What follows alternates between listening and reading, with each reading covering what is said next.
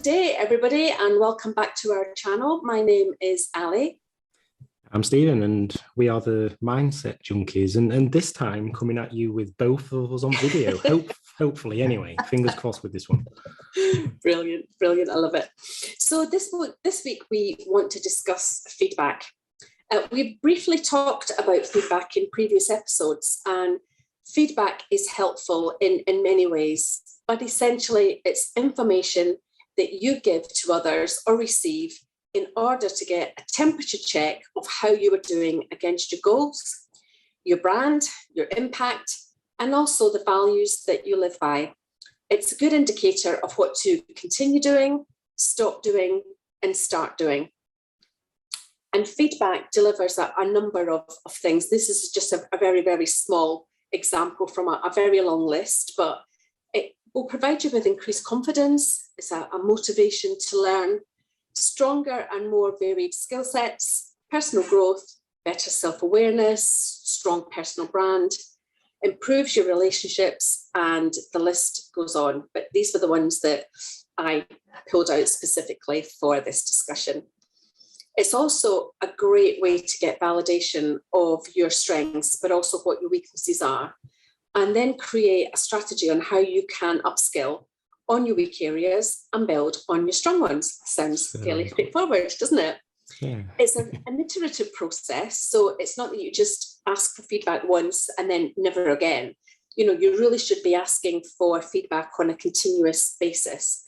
It helps you to keep your momentum going and validates that you are tracking well against your goals. Effective feedback, both positive and negative, is highly helpful. Top performing individuals and companies are top performers because they consistently search for ways to make their best even better. But in addition, they are good at accepting feedback and they deliberately ask for it when they also know that feedback is helpful, only when it highlights weaknesses as well as strengths. So it's very important to actually get a balance. You're never going to be 100% perfect all the time. You're never going to be 100% awful all the time. There's got to be a balance of both. And I wanted to give you an example of an acquaintance of Stephen and I, who is a young lady who has written her first novel. And she is actively inviting feedback pretty much every day from agents and publishers on what is good about her novel, its structure, its characters, but also things that could be changed to make it even better. You know, they are the subject matter experts in terms of book publishing. So they know exactly what is marketable, what will sell, what will actually get that book out and on the shelves. And the great thing about this young lady is she's always open to feedback because she knows that it's well intended and it will ultimately help her reach her goals of becoming a published novelist. Plus, it helps her tremendously with her second novel, which is already in the draft stages. So she's using the feedback from the first and actually implementing that into how she's going about creating her second novel. So she doesn't take any of it personally, and this is a very, very key strength of hers. Being open to all feedback is the ultimate key to making the best use of it. And this is a really great example of someone who actively seeks it out and is preparing herself for both good, positive, and negative feedback because she knows that she will learn from both. Some people will naturally shy away from feedback because they're not open to hearing the negative stuff. And that's human nature. I mean, who wants to hear about the bad stuff about themselves? But it's important to remember that all feedback is positive. It's just about how you value it. Yeah, definitely. And I think the story that you mentioned there about Jeanette, I think it's a prime example with this, so she's drafted that first novel and recognizing that she is no expert in this space. So let's go and draw on the experts to find out what she could be doing to improve and do better. And it's that humility that it kind of really does make the difference here, isn't it? That she can go out and say, yeah, I'm not perfect, right? And you know something that I don't. So can you please give some guidance, some pointers, So then I can go and take it forward, not just for this one, because basically this is for her, it's all about kind of the marketing, the promotion, it's about getting the publication, but then also taking all those lessons, all that feedback forward to actually helping her in her second novel as well. Absolutely. And, I think it's that attitude, isn't it, of basically regularly seeking out feedback that is, to me, it's making her an inspiration in this space. Because she's not getting kind of beat up and bogged down when somebody says, well, you could do that better and you could do that better. It's like, it's all great stuff, because what it's doing is helping to shape what it actually looks like for her in other guises. Absolutely. And the thing is that she's gone out to a number of agents and publishers, so they will all view the book in a slightly different way. So she's got to actually take a lot of feedback that actually might not necessarily all align. She has to, at the same time, be able to filter out what she feels is also appropriate in terms of her book, especially if she's got two agents or two publishers where one has said, do this, and the other publisher or agent says, do the exact opposite. She's still got to stay true to, the content of her novel, her characters, and, how she's written it and what message it is that she wants to convey. So, it's important as well to be able to listen to all feedback, but also act on the feedback that you also think's appropriate, and not just because someone happens to have said you must do this. And it's got to be well balanced and well thought through. Yeah, so we've talked Jeanette up a bit here, and if you happen to be a listener and a publisher, then get in touch with us, because we will put in contact with her, because she's definitely kind of seeking that next step around it. But kind of bringing this to life a little bit as well. So we gave her as a good example here. I'm going to bring one of my own in here as well. And this is just a quick fire one. We'll go in with a deeper, more kind of personal one later. And this is something I would encourage you all to do. So when I was doing my the ICF coaching certification, we went through an exercise it's basically called 5 rounds of feedback. And this is where we just have 5 simple questions, and we release it to 5 people. Naturally, you can go beyond that. You can have as many people as you want. But the idea is that you go to different people from different areas of your life. So when I did this, I did it to my boss. I did it to my boss's boss. I did it to one of my customers. I did it to my sister, and I did it to her husband. So giving 5 different flavors. And I think my sister and her husband I could have picked 2 different people there, but hey. And it was just asking simple questions. Like, I'll pull them up. I didn't actually pull them up. I just can't find the sheet. Here we go. So question 1, what one word or phrase described me best? What do you think my greatest achievement is? What do you value most about me? What one thing or several could I change for my own benefit? And what do you believe to be my greatest strength or strengths? So this kind of question, you can obviously come up with your own. These were just ones that I pulled together around this. It just allows us to get that external view on things. And you could alter these depending on what you're trying to achieve in your life, in your career. So, for example, one of the ones I've spoke quite a lot to my coach about is approaching people and asking people, when you think of me or when you see me, well, what is it that comes to mind? This is essentially your personal brand. So then if they come up with something totally the opposite of what you was expecting, then it's like, okay, well, maybe I need to go and course correct on what it is that I'm actually doing and how I'm promoting content and all that kind of thing. Could be the same for the career. Could be the same in your personal life and so on. I think this is a useful tool, because the feedback that I got was like, some of it, I resonate. I see that. And then others were like, that's interesting that person said that specific thing. And then you can go down the route of following up, which I did actually add a 6th question in there at the end, which was, are you open to discussing your feedback? And if so, tick this box, yes. And everybody was naturally open to it. So we just set up a session and we had a chat through the feedback, find out exactly what they meant by those things.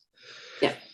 I think that there's that perception, isn't there? That, firstly, when we ask people for feedback, that it's probably going to be something that we don't want to hear, exactly like you said, that negative feedback. But then it's about the time as well, that, we're taking time out of people's day by doing this.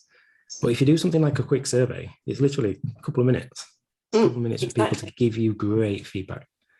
Yeah, I mean, that's just an absolutely great example of asking and receiving feedback.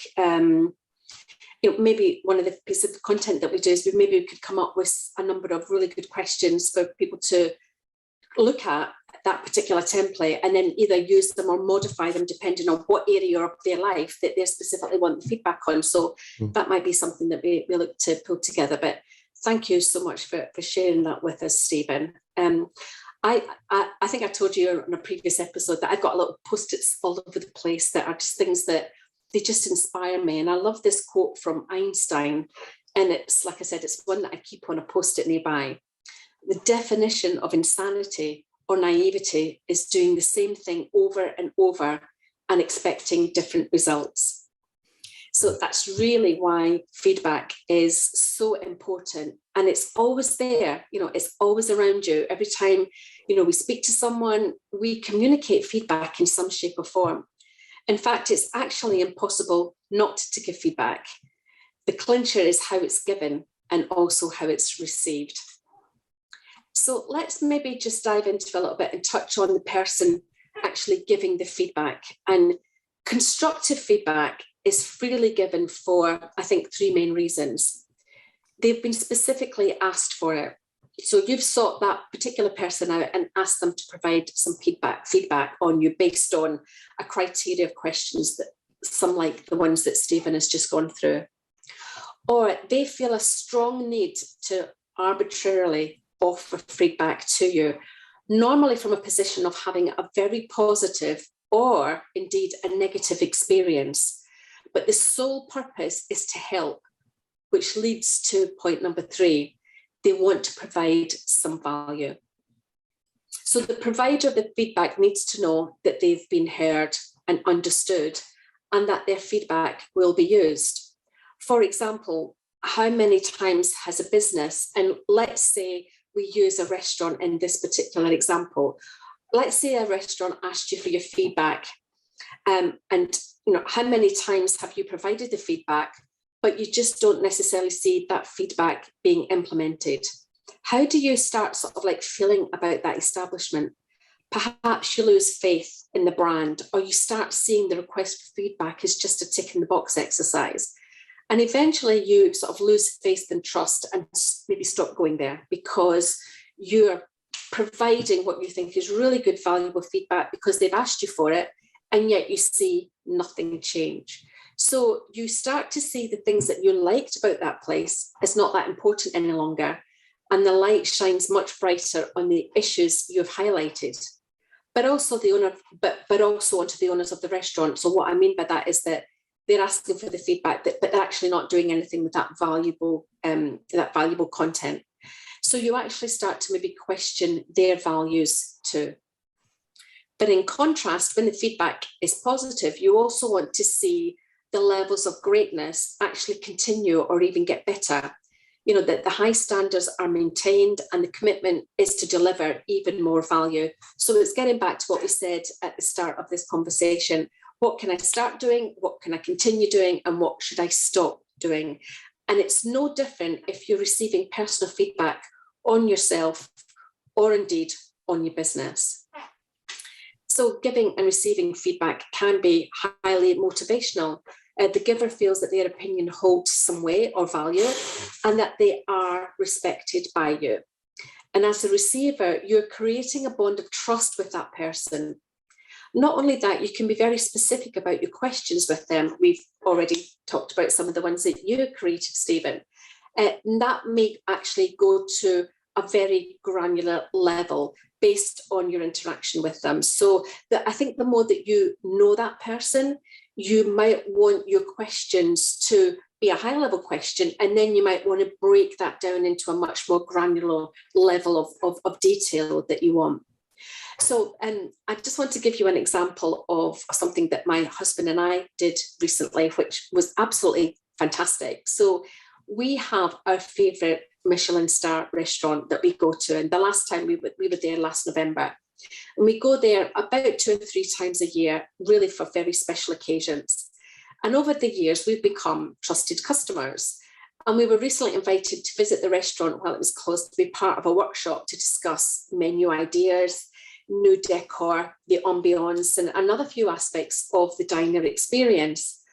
It was a fascinating insight to the sort of the behind the scene thinking of a restaurant of this caliber. Remember that they want to maintain their Michelin star, but they also want to grow them as well. So they look at absolutely every single aspect of the diner experience, even down to the volume and the type of music that's being played. Too loud, that could lose you your Michelin star. So it's really, really, really detailed. And we actually felt very honoured to be asked to voice our opinions, but we also felt that our opinions mattered to them quite a lot. And if we answered any questions, it was treated with respect, and more questions were asked to garner context around why did you answer it in that way. It was very much based on emotions and feelings. And when you get feedback that's based on feelings and emotion, you know that it comes from a very sort of like heart-centered place. It was an absolutely wonderful experience, and we now feel even more wedded to this place as a result of being asked to take part in this piece of feedback. So it was fantastic. It really was. I think it's also important to remember that feedback should never be mistaken for criticism. In fact, it is actually constructive criticism, and it's normally the best kind of feedback that you can get, which helps to formulate your own, what better decisions can you make about your stop, start and continue strategy. However, the people that you seek the feedback from is just as important as the feedback you get. Definitely. It's important to choose people that will give you honest feedback, both good and bad. It's never I think there's also something else on there. Like, I just remember in my previous company, we used to have our annual review process, and I was of the mindset that I needed to get that honest feedback, but I knew a lot of people who, like, the annual reviews it was based on feedback from peers. So you was in control of who it was who gave that feedback. So you could probably see where I'm going with this, that, I wanted the feedback that could see me develop, but I knew there was other people in the business who basically got their mates to fill it in for them and give them the kind of the 5 stars that they needed to then be like, oh yeah, I'm performing really, really well, all that kind of thing. So I think the people is really essential. And, you're listening to this series, you're listening to these YouTube episodes, right? So you're evidently wanting to develop yourself. So I think you definitely fall into that bracket where, I think sometimes choosing people who, may not be the stuff you want to hear, quite frankly. As long as it's honest. Yeah, I absolutely agree with that. I really go and ask people that will actually provide balanced, and I regularly go to people that I may have clashed with on a particular work project for feedback, but it's based on their personal credibility. It's not, as I said, it shouldn't be personal. It should be that, we may have clashed, we may have disagreed, we may not have been on exactly the same page with one another, but I respect the fact that was the way that you wanted to go about things. And I can say, and I respect the fact that your point of view was slightly different. And when you go to people like that, it's a scary kind of thing, because you're never quite sure what they're going to say.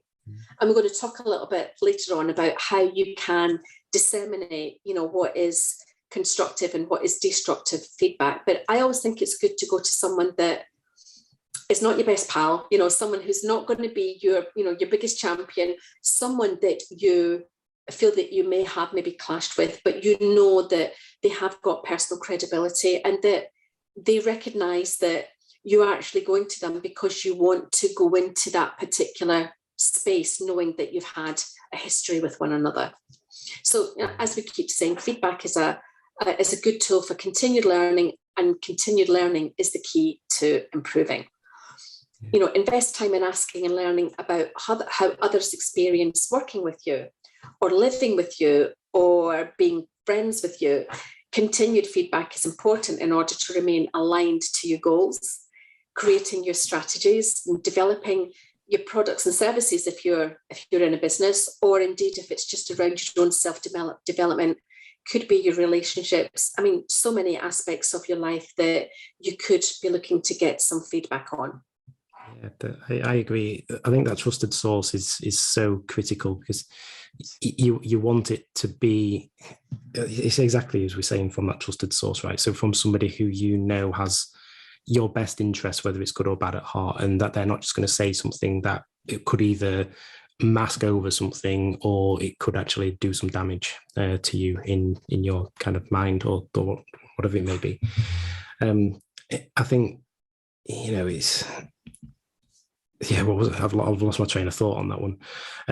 But yeah, anyway, I think something else that you should also consider with this is that, so we're positioning the person being basically a trusted source in providing you the feedback, but also think about yourself as well in terms of what you can do for other people. And is there some experience that you've just been through that you're like, that was a really positive experience. I need to let that person know that. And possibly, even if it's at work, copying their manager in. If it's something that is on that constructive side, then is there something that, they've done this part really, really well, but maybe this part could have done with a little bit of improvement. So you're kind of branching out into a little bit of this coaching space around it to help them to develop as well. And I think this impromptu feedback is basically the stuff that we do in the company that I currently work for, that we're trying to promote this culture where this becomes autonomous, where after you've been through an experience, then it's like, well, let's give feedback right away. Let's make it timely. Let's make it very, very relevant. I think that's so important. I completely agree. Yeah, completely agree. The timing of it is so important. There's no point in someone giving some constructive criticism from something that happened 6 months ago.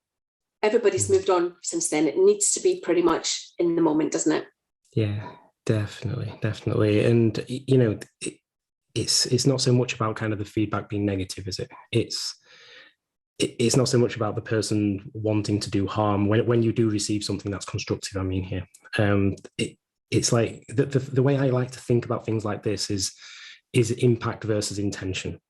So when somebody is coming in and giving that feedback, which it is constructive, it may appear a little bit negative, but are they actually intending to hurt my feelings? No, I think most of the time they would be looking at our interests in seeing us develop, seeing us to improve.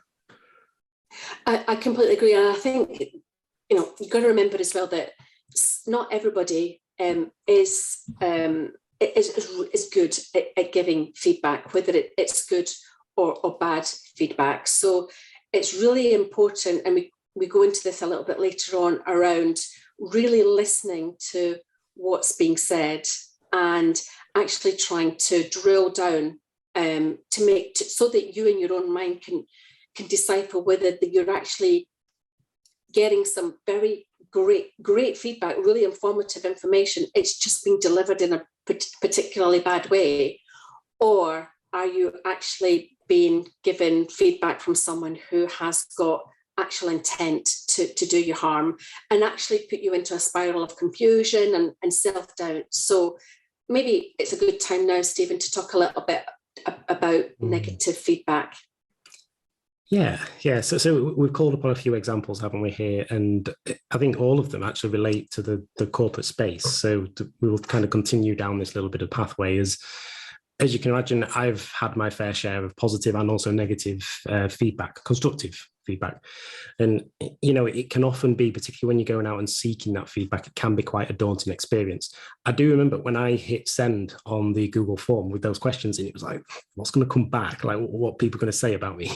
It's a little bit nerve-wracking, because what you're doing, you're being vulnerable, you're putting yourself on the line and basically saying that, just tell me how it is. Please, just be open, honest. Just tell me how it is. And particularly if you pick those people who you trust, it's like their response is basically how they see me, which, that it can be incredibly daunting, but equally incredibly powerful. Completely agree. Absolutely agree. Yeah. So we mentioned about the kind of the giving feedback. So I think it's fair to say that in the corporate world, the kind of giving and receiving of feedback is something that we are taught to do as best as possible in a meaningful way. But there are also, as Ali alluded to, a lot of people who don't particularly manage the actual conversation around it particularly well. It's one of the reasons why something like a little survey could actually help, because it gives people a chance to sit and reflect rather than being put on the spot, and then offering time to say, like, I'm happy to kind of talk through this with you, offering them time to do it with you, And I look upon a personal example of I guess it's kind of how not to do feedback, and this is a lesson from the corporate world. Is one that my boss was not happy with at all. So in my role, I work with account managers, and I'm basically in solutioning. And what was happening is we would typically go in and we would do a bunch of demonstrations with customers, and we'd be linking in very close with the sales team. So kind of talking to them about kind of what is needed, talking to the customer directly, positioning product, all that kind of thing. And I remember there was this one particular demo, which the feedback from my boss and also the account manager's boss was that they absolutely smashed it, the demonstration. But the feedback that came back from the account manager was actually the opposite of this. What happened was that they picked up on one very minor slip in the demonstration. So basically what had happened when I went into the demonstration of the solution, I opened a particular web page that was not working. So it came up with a typical kind of so cannot connect type thing. So I just basically went straight back out. It was literally on the screen for about 5 seconds, something like that. But they went absolutely to town on it and said that this is going to derail the entire deal. It's like, okay, that's a little bit of an exaggeration. I know that it was a bit of a slip up, but well. So I just wanted to call out that example, because what this person didn't do is focus on all of the other 98, 99% of the positives that went well in the demonstration. Instead, they honed in on the one thing that was actually a slip up there. That, I knew myself was a slip up, right? I should not have clicked that specific thing because it wasn't prepared, it wasn't working properly. And that could have come through in such a way of, so you did this really well, you did this well, you did that well. Now, the thing is, what I noticed is that you went over into this area and that didn't actually work. So do you think it would have actually been a good idea for you to spend like maybe about 5 minutes just either fixing that area and prepping it, or maybe just avoiding it in the first place? So what's more powerful? So just ask yourself out of those, like talking about the things that went well and then connecting into something that you're not pointing to it and saying you did this wrong. What you're actually doing is saying, what do you think about that? And could you have maybe done it this way or that way? Yeah. Instead, the response was, you did that wrong. You derailed it. You screwed up. Why did you do that? Yeah. And with the feedback, it goes from, just as I mentioned before, you're kind of semi-coaching the person with the feedback, as opposed to it just being kind of a finger-pointing exercise there. Now, I thought that scenario kind of would bring it to life a little bit in terms of kind of the communication around the feedback. And in this respect, right, so with this particular example, I didn't actually take the feedback personally, but my boss really, really did. He didn't like the fact that this particular account manager was focusing on all of the negative aspects of a solution when the vast majority of it actually went really, really well. So, it's maybe just because I'm quite self-aware in that respect that I wouldn't let things like that bother me. But it does raise the point that, sometimes that kind of approach could really, really get people down. It could be like most people are probably beating themselves up about it anyway. Like, oh, you know what? I messed up. Like, why did I click that thing? Why did I do that? But the reality is that there's so much else that you will have done well, that people will have done well in a scenario that is just far too easy to forget. Our minds are geared to kind of focusing on that negative side of things. Yeah. So what we're going to do is talk through a few steps, and on the kind of reflecting on these steps as well. It's like this kind of thing that, particularly the first one, which is to pause, is something that I do so often, because pausing it just allows us to create space between whatever it is that's actually triggered us, stimulated us, and what our essential response is going to be. I often talk about the amygdala hijack, where if we get an email coming in, if we get a piece of feedback coming in, right, and it's negative feedback, then we're like, oh, I've read the feedback. I'm going to get back to this person. Like, what do you mean? What do you mean? Like, what? I don't understand. Like, what have I done wrong here? If you just pause and take a deep breath, you're actually giving your body, more so your brain, a chance to actually process the situation. So rather than your amygdala, which is your fight or flight response, being in control of that situation, you're actually allowing a bit more rational thought to be applied to this. What it basically means is that we're not responding defensively. We're looking at the picture from, or giving our brains a chance to look at it from a more holistic point of view, holistic perspective. We're not just reacting on impulse. Because what usually happens if we do, then give it, I think science says it's 28 minutes or something like that for our amygdala to down-regulate.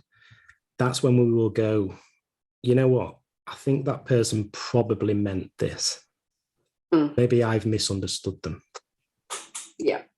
And the thing is, it's not true this just for our workplace feedback either. So I know the workplace has taken a common theme here, right?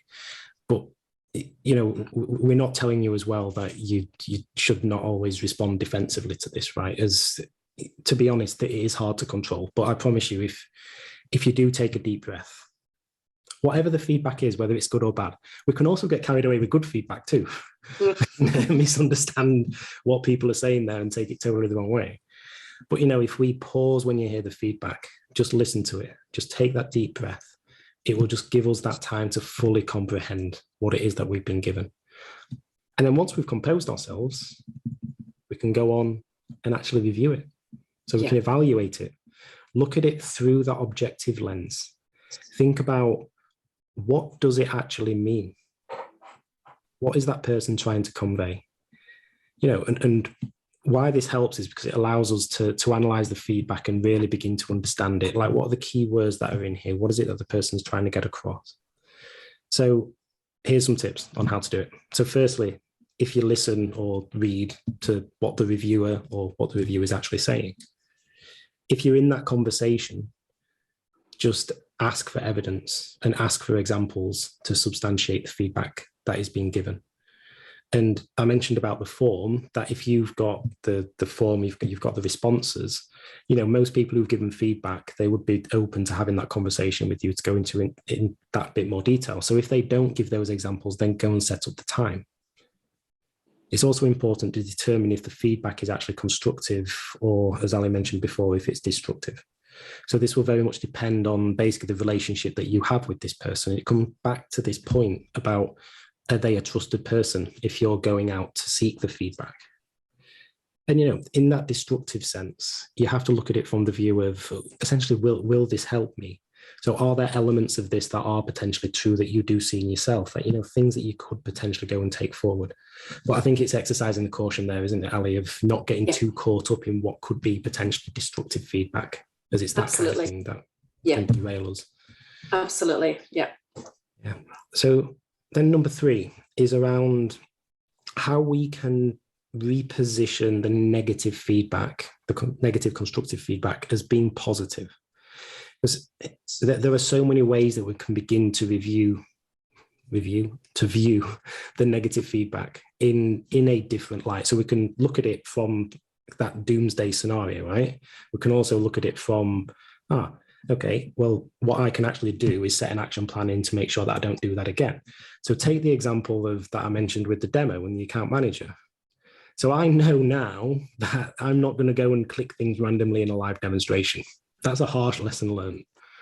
So that is a situation that's been given to me in a negative feedback that I've gone, right, okay, well, I know that I'm not going to encounter that situation again. So one to think about with this is that if you are given a form of negative constructive feedback, that those who are actually giving this to you naturally care about you. They basically want to see you develop. They want to see you improve.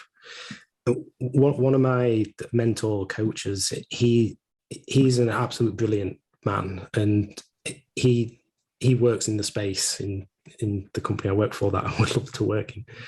And on the first, I think it was the first or second day that I released, I was doing a 10 days of mindfulness campaign where it was essentially talking people through. You'd get a bit of insight, you'd get a meditation, you'd get a journal prompt. On the first or second day, he just dropped me an email just saying, thanks for this, absolutely fantastic. Loved this.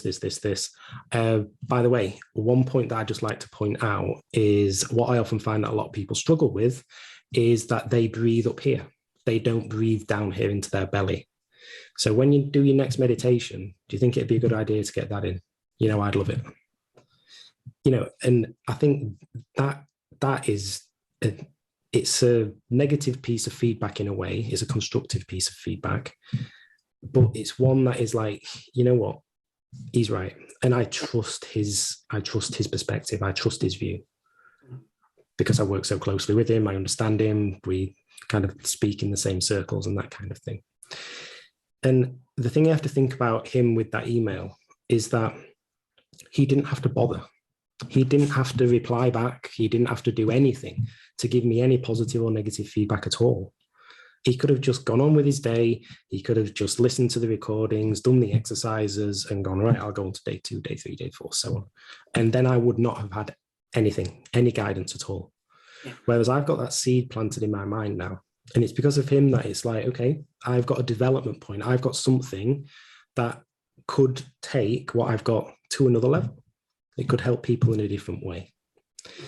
So, you know, I guess the key message here is that it's fantastic to hear the positive feedback and to be recognized, you know, to get the pats on the back that we still do need. But then also these little nuggets of like negative constructive feedback can help us to move what it is that we're doing to another level. It can see us improve. It may be difficult because, you know, it may be something that we have absolutely poured our heart and soul into. And it's like, it's kind of our little baby, isn't it? That, oh, you know, someone's speaking negatively about my little baby here. Like, what? But at the end of the day, it's this impact versus intention. Most people who are giving us the feedback have got our best intentions at heart. Yeah, absolutely. Yeah. So then number 4 is similar to what we mentioned in the first one about pausing, right? So this is about how we shouldn't react in a defensive manner. So say, for instance, that we're actually having a discussion around the feedback. It's likely that it may feel as though it is a little bit of a bombardment, that we are being attacked, that, you know, like I mentioned, this is our little baby here, like I need to protect it. It's completely normal to act that way, completely normal, right? But just as I mentioned about you having the choice between the stimulus and the response about how we react, we 100% do so in that conversation or in that exchange that we're having with the other person. And it could be that, as we've alluded to throughout this session, that the words that the other person have chosen may not be the best. It may also be that we've not understood them correctly. It may be that the person is actually being a bit brash, or maybe they're being unempathetic. Maybe they haven't got high levels of emotional intelligence or something. You know, the thing to remember is that that's their issue and not yours. You know, the thing that we should try our best not to respond to is saying things like, that's incorrect, or no, you're wrong, you don't know what you're talking about. Do you know, that kind of thing? If we're able to do the pausing that we mentioned in the first one, we're able to then think about what our measured response is. We're able to kind of bring in a bit more of that rational thought. We're able to go in, just as we mentioned very early on, what evidence do you have? Like, have you got any examples? Is there anything that comes to mind around this specific piece of feedback? Is there been any other instances that this has shown up? You know, just being genuinely curious about what that person is saying, because then this may be just one experience that they've had that they're giving feedback on, and it may just be an isolated instance that, you know, we all have bad days. That's fine. You know, so it might just be that you've gone through a bad day. This person's been exposed to you being on a bad day where you've made this one slip up, And then you can go away thinking, right, this was an isolated incident. I don't usually act in this way, so that's okay. I'll just make sure I can take lessons forward to make sure that I don't do this kind of thing again. So the next one, it's about how we shouldn't react impulsively. So receiving particularly negative, potentially emotion-inducing or, well, just generally kind of critical feedback, it can be very, very tough. You may want to kind of react in the moment. You may want to defend yourself, just as I mentioned with this amygdala, with jumping into the fight or flight response. So just in order to make the feedback more effective and basically in order for you to look more professional, just try to avoid acting on impulse when hearing this critical feedback. So just try to separate what your emotional response is from your actual response. Once again, doing the pausing, just creating the space for you to think. And I would say that these are probably the two areas where, especially in your personal life, is where arguments start. When someone says to you, oh, you didn't do this, and you say, well, you didn't do it last week, and it becomes a tit for tat sort of situation. And that's really when you are discussing, but from a very emotive perspective. Yeah. And one of the things that I've really tried to do, certainly in my personal life, is listen to it all. I might inside be going, I don't agree with you. Listen to it all. And then if they still come at me like a Gatling gun, I'll say, can we just have a little time out for a second here? Because you're giving me an awful lot of information here. And I just want to take a moment to pause and think about what you've said. But at the same time, you're really getting your emotions in check as well, because you probably want to follow through with a right,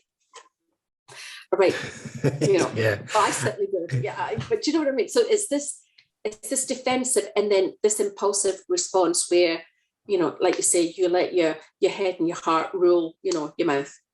Yeah, and the Gatling gun thing, so like a few weeks ago, I did a live event, a mindfulness masterclass, and Allie came along as well. And do you remember the woman who was on there who said her technique for dealing with when a conversation in a virtual environment gets a little bit much? She basically said that what I do is just tell the people on the call, like, sorry, somebody's just at the door. I've just got to go and get the door. Go off camera, mute, and just go away for 30 seconds, right? In this remote age, that's commonality, right? We're getting Amazon deliveries all the time here. So it's like, that is something itself that can give you 30, 60 seconds. You don't usually need that, do you, to kind of take your deep breath and so on. You can actually do it whilst the other person is giving you feedback. But, if there is that Gatling gun that you mentioned there going off, then it's a good technique to use. I was like, that's actually a really good technique. Yeah. Create some space. Yeah. Good. Yeah. Create that space. It's good for you, but it's also good for them as well, because they think that you've absorbed their feedback and that you are processing it in a professional, mature, adult way. You probably are, but at the same time, you're really trying to get your heart rate down a little bit. You're trying to very, very, hold it together and really make sure that, you don't engage this before you engage this. And it's really important to just take that time out and even ask for the time out as well if you feel that you're just getting, completely hammered. Yeah. Yeah, and I think we should probably say, Allie, that I don't think I've been in very many of those situations where I'm getting completely hammered, but I'm not in Glasgow, so. Oh, okay.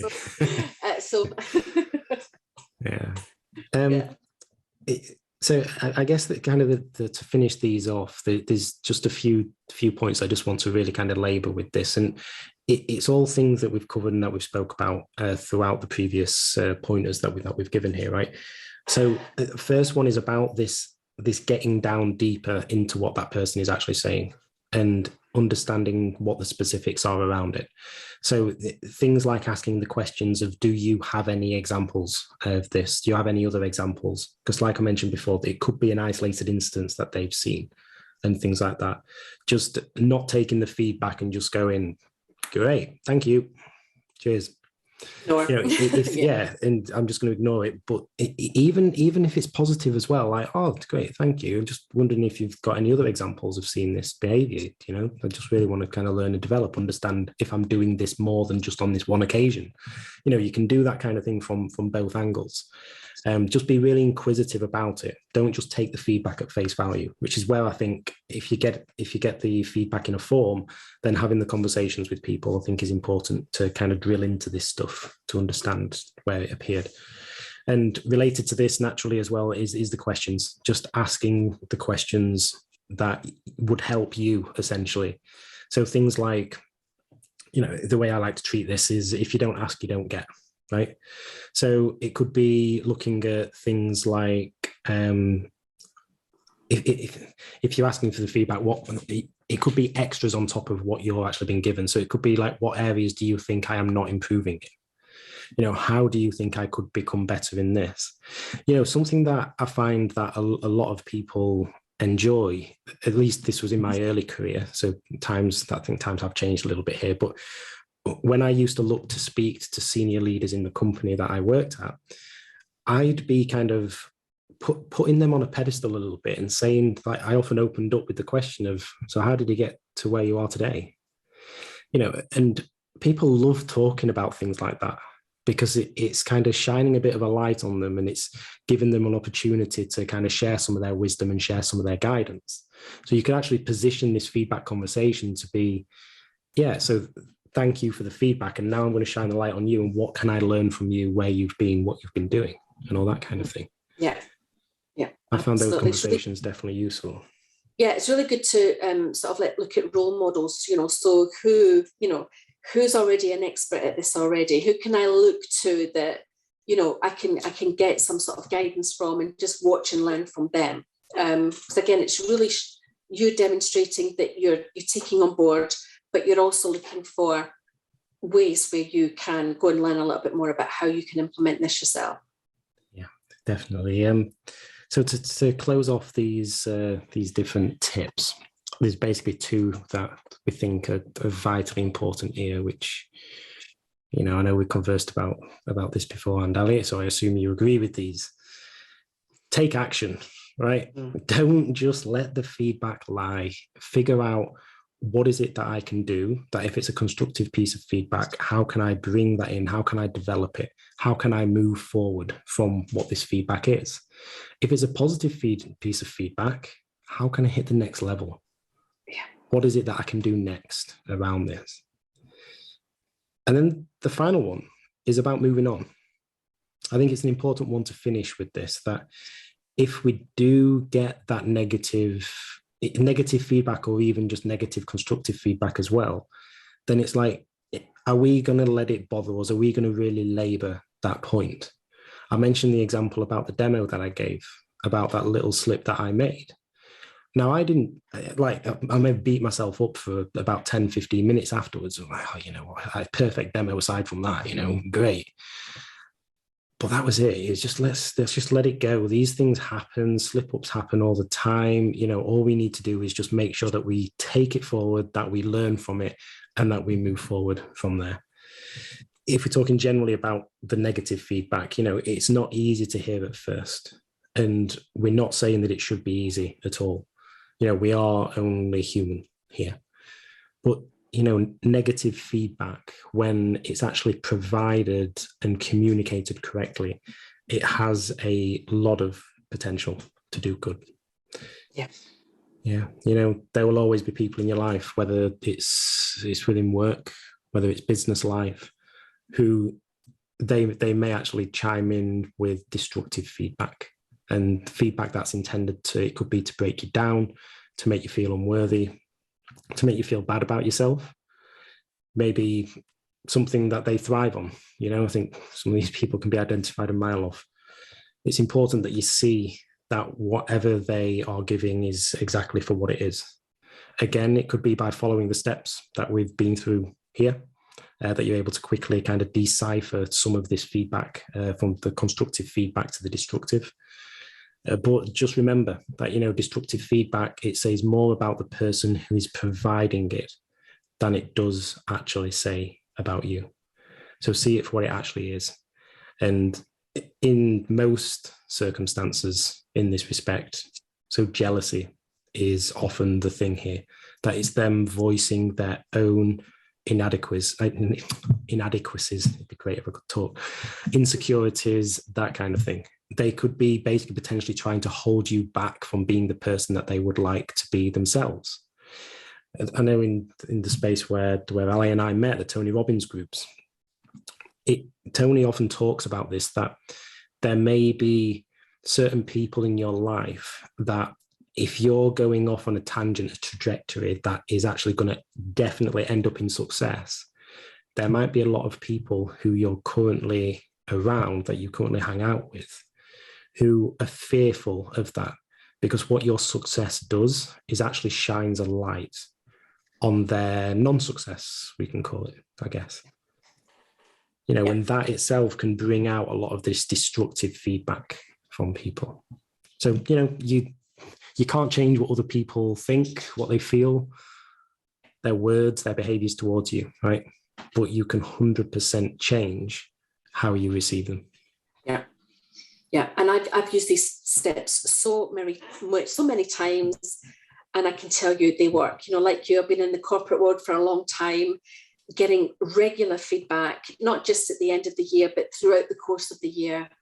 And you do, and you should get a lot out of asking for feedback. But, you know, I think it's always part of your own character in terms of how you accept it, how you take it for what it is. And we want to talk a little bit about, you know, what do you do if you just can't get you can't let go of negative comments. You know, it's that imposter syndrome, or it is this, you know, you've been so beaten down by, you know, the same person or multiple people giving you that negative feedback that you've now made it something that is real when it's actually not. And, you know, it's just as important to find a way to actually let go of negative comments as well.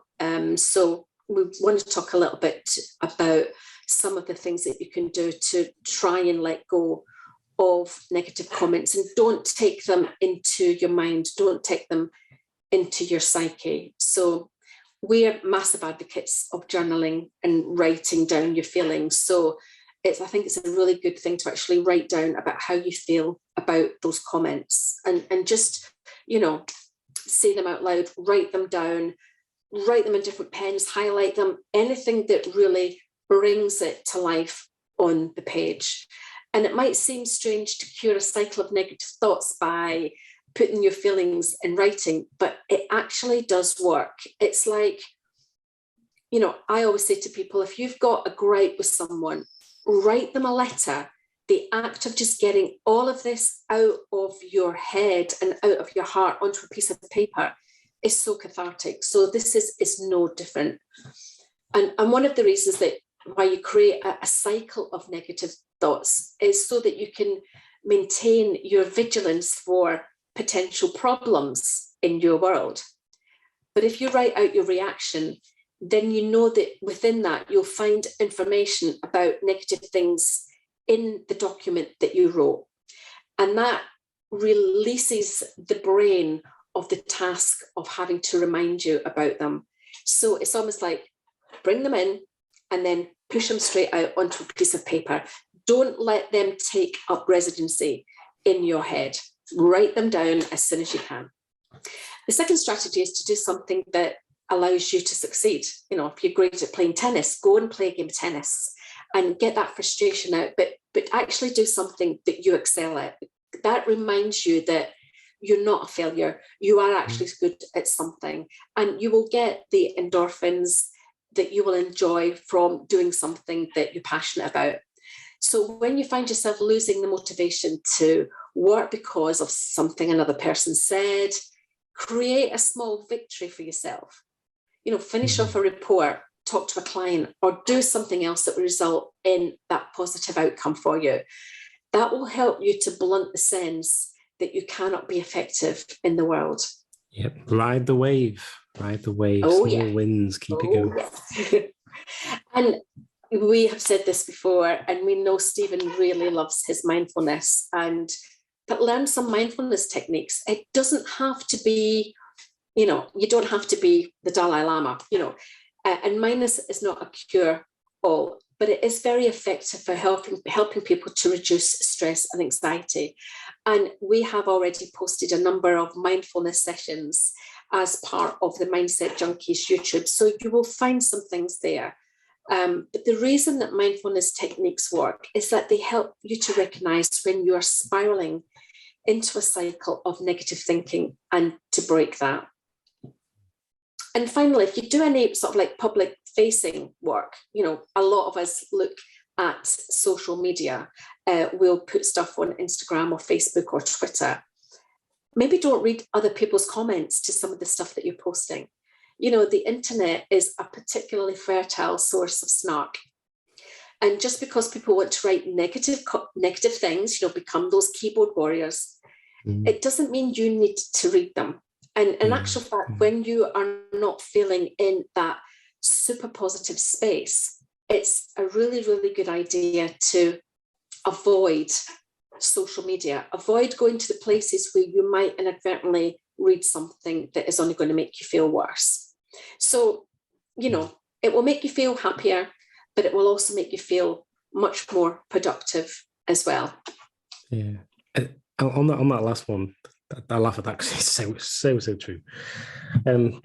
It's interesting what space I find myself in with that last one, because I know I would have usually reacted to a lot of the stuff that I see, not just on my post, but a prime example of ones is I'm a gadget geek, I'm a tech geek, and I love kind of the renewable energy, sustainable sources, that kind of thing. And I drive an electric vehicle.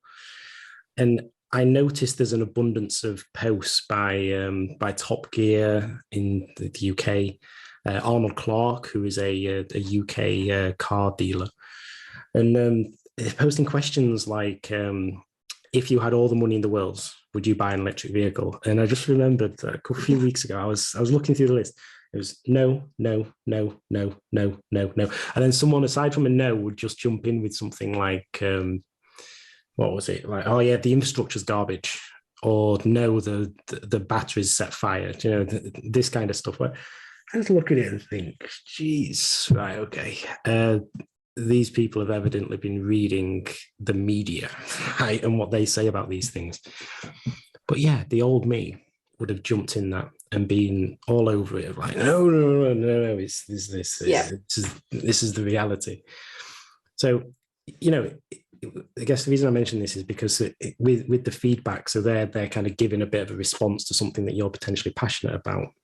And it's about this, you're choosing how you respond to it.